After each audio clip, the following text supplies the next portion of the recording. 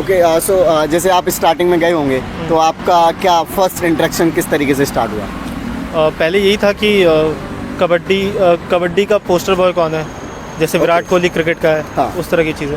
Strategy यही है कि जो स्टैंडर्ड सोर्सेज थे वो फॉलो करो और कंसिस्टेंट ज़्यादा से ज़्यादा रहो, ठीक है, मॉक्स लगाओ, ये और टाइम वेस्ट मत करो सोशल मीडिया वगैरह पे। अच्छा, सर मैं तो ये कहूँगा कि मैंने तो मैगज़ीन पढ़ी है, बट मेरे को लास्ट में लगा कि न्यूज़पेपर पढ़ना ज़्यादा फ़ायदेमंद रहता, बट अगेन वही है कि उसमें टाइम ज़्यादा इन्वेस्ट करना पड़ता है। हिमांशु भास्कर। ओके कौन सा टाइम था आपका ये? तीसरा।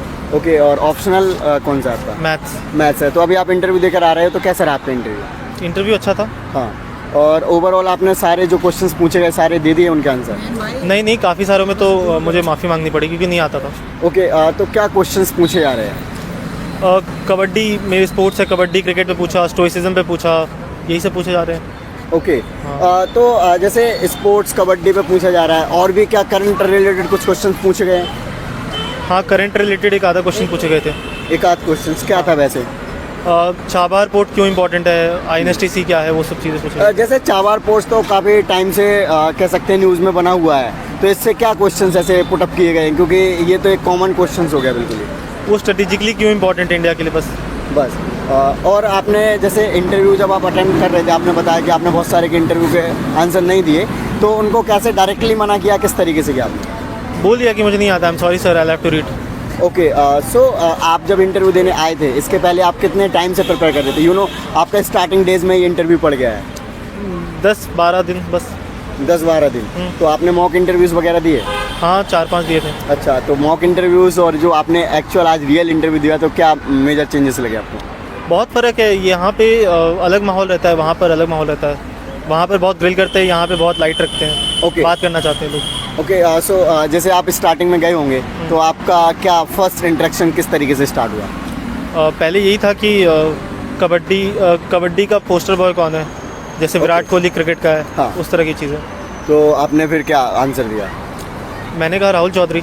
Rahul Chaudhary, right. Okay so जैसे जो आपने क्वेश्चंस प्रिपेयर करे थे, आपने बताया कि 10-12 दिन ही तैयार किया, तो न्यूज़पेपर आपने कितने टाइम के पढ़े, और बाकी जैसे जो डैफ है उसके लिए आपने क्या किया? डैप के लिए हम जो गूगल हैं उसको गूगल को यूज़ करते हैं, तैयारी करते हैं वहाँ से, ChatGPT वगैरह यूज़ करते हैं। और डैप के लिए भी मतलब वही सब है, देखा जाता है कि कितने अच्छे क्वेश्चन आ सकते हैं। ओके तो डैफ प्रिपेयर करने में आपने कैसे तैयार किया, किसी कोचिंग का हेल्प लिया? नहीं, खुद से तैयार किया था मैंने डैप। खुद से तैयार किया था। ओके तो जैसे इंटरव्यूज़ वगैरह मॉक आपने दिया, आपने बोला इधर का काफ़ी डिफरेंट है और वहाँ का, तो अभी जो फ्यूचर कैंडिडेट आने वाले हैं, अभी क्योंकि 1.5-2 महीने और इंटरव्यू चलने वाले हैं, तो उनको आप क्या सजेशन देना चाहोगे? सजेशन कुछ नहीं है, अपना नेचुरल रखना है, बात करना है, अपनी पर्सनैलिटी दिखाने की कोशिश करनी है, तो बाकी उतना ज़्यादा टेंशन नहीं लेना है, जो है सो हो जाएगा। राइट आपको क्या लगता है जो स्टैटिक सब्जेक्ट्स हैं उनसे रिलेटेड भी क्वेश्चंस पूछे जा रहे हैं, या जैसे आपका ऑप्शनल मैथ है तो उससे रिलेटेड भी कुछ पूछा गया? हाँ, मैथ्स वगैरह से पूछे जाते हैं, स्टैटिक से पूछा जाता है, डिपेंड करता है कि आप किस तरह से कर रहे हो। राइट जैसे आप जब अभी आपने इंटरव्यू दिया, इसके पहले आप इंटरव्यू देने जब आ रहे होंगे तो आपको था कि हाँ पूरा सिलेबस एक बार रिवीजन कर लेना चाहिए, मेन पॉइंट्स, सो दैट कि अगर क्वेश्चंस पूछे तो आंसर आ जाए, और या फिर आपके माइंड में ये भी चल रहा होगा कि करंट और डैप जो है वो तैयार कर लेते हैं तो इंटरव्यू इजीली अच्छे से हो जाएगा? नहीं, करंट अफेयर्स डैप वगैरह ही था मेरे दिमाग में, ज़्यादा फोकस परफॉर्मेंस पे था कि अच्छे से परफॉर्म कर लूँ बस। ओके सो ओवरऑल आपके अकॉर्डिंग आपका इंटरव्यू कैसा गया? मुझे लगता है ठीक गया होगा। ओके तो क्या एक्सपेक्टेशन है इस बार कि आपका रैंक अच्छा आ जाएगा? हाँ, उम्मीद तो है। मेरा नाम आदित्य है। हाँ, कैसा इंटरव्यू रहा सर आपका? इंटरव्यू अच्छा गया है, एक्सपेक्टेशन सी उससे तो अच्छा ही गया है। बोर्ड कौन सा था सर? BB स्वयं सर का बोर्ड था। अच्छा, स्वयं सर का बोर्ड था। और ये आपका अटेम्प्ट कौन सा है और मीडियम कौन सा है? सर ये मेरा पहला अटैम्प्ट है, इंग्लिश मीडियम है। अच्छा, पहला अटेम्प्ट। हाँ जी सर। मतलब पहले अटेम्प्ट में आप इंटरव्यू तक पहुंच गए हैं ना? भगवान की कृपा है। और हम उम्मीद करेंगे कि एकदम फाइनल सिलेक्शन भी हो जाए आपका अबकी बार ही। मैं भी यही उम्मीद कर रहा हूँ जी। तो इंटरव्यू में जब आप पैनल के सामने जाते हैं, पहुँचे जैसे ही, तो कौन से सवाल से आपकी शुरुआत हुई? डैप से शुरू हुआ था और हॉबीज़ पे जो है क्वेश्चन था, और एंडिंग भी उसी पे हुई है। अच्छा, तो क्या हॉबी है आपकी और सवाल क्या था? सर रीडिंग हॉबी लिख रखी थी मैंने, क्योंकि मेरा बैकग्राउंड भी इंग्लिश लिटरेचर का है, तो फिर उसी हिसाब से मेरे से क्वेश्चन पूछे गए थे कि बुक्स जो हैं इंडियन ऑथर्स ने ऐसी कौन सी बुक्स लिखी हैं जिन्होंने इंटरनेशनल प्राइज़ जीता है, और न्यूमिस्मेटिक्स भी हॉबी लिख रखी थी, तो उस पर भी क्वेश्चन था कि इंडिया में कॉइनेज कब आई, तो थोड़ा स्टैटिक सवाल ज़्यादा थे।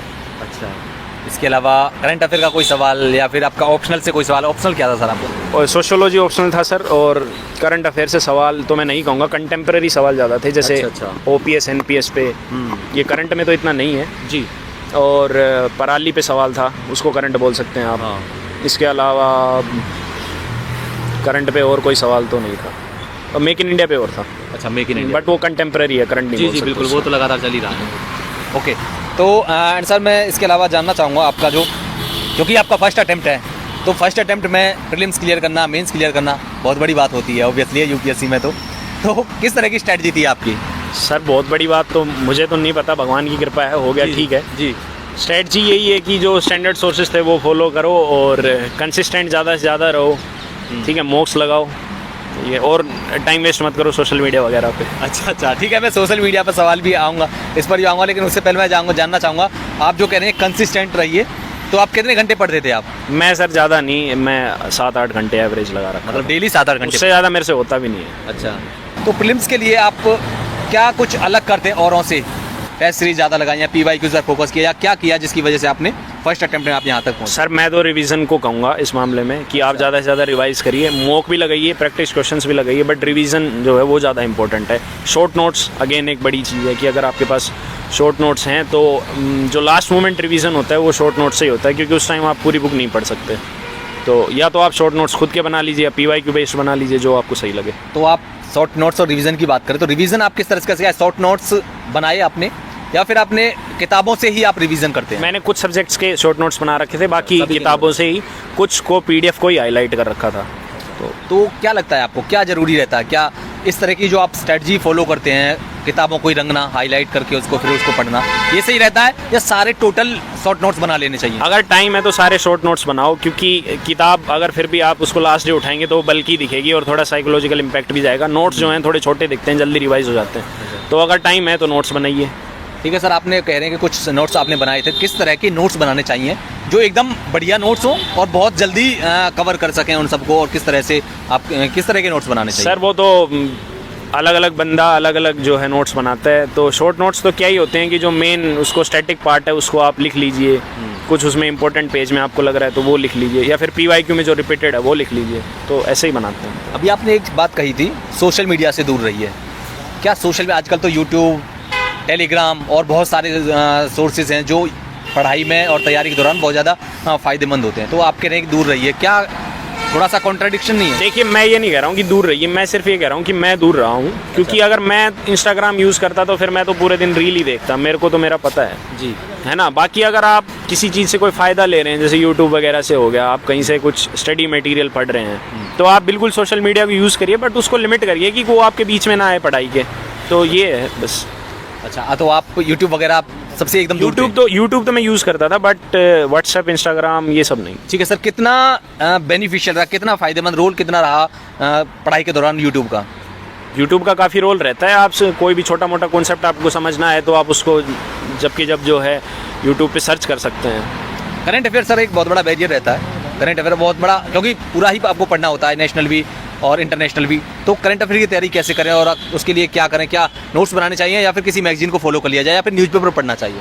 सर मैं तो ये कहूँगा कि मैंने तो मैगज़ीन पढ़ी है, बट मेरे को लास्ट में लगा कि न्यूज़पेपर पढ़ना ज़्यादा फ़ायदेमंद रहता, बट अगेन वही है कि उसमें टाइम ज़्यादा इन्वेस्ट करना पड़ता है, क्योंकि उसका रीज़न है कि अगर आप न्यूज़पेपर पढ़ते हो ना तो सारे सब्जेक्ट है ना आपके एक ही जगह समराइज़ हो जाते हैं और फिर से वो आपकी मेमोरी में आते हैं, ठीक है। तो न्यूज़पेपर का अपना अलग फ़ायदा है, उसमें जो है पूरे इश्यूज़ अच्छे से कवर हो जाते हैं, अलग अलग ओपिनियन मिल जाते हैं। मैगज़ीन्स वगैरह में स्टैटिक पार्ट ज़्यादा कवर होता है, तो मैंने तो मैगज़ीन इसलिए लगाई थी क्योंकि टाइम क्रंच बहुत था, पर अगर आप न्यूज़पेपर पढ़ सकते हैं तो आप ज़रूर पढ़ें।